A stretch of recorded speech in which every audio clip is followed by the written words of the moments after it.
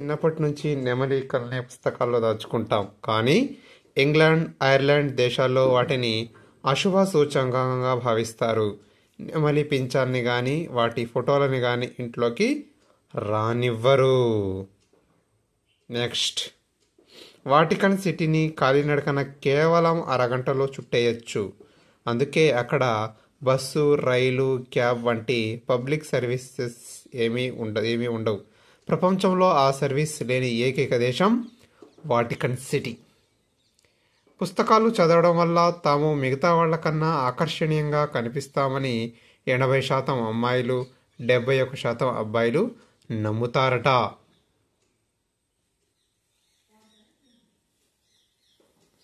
Next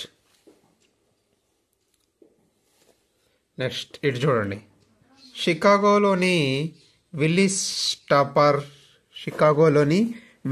topper భవనం నుంచి చూస్తే ఆ నగరమే కాదు చుట్టుపక్కల ఉన్న 4 రాష్ట్రాలు కనిపిస్తాయి. భవనం 1451 అడుగులు ఎత్తులో ఉంటే కనిపించదా మరి?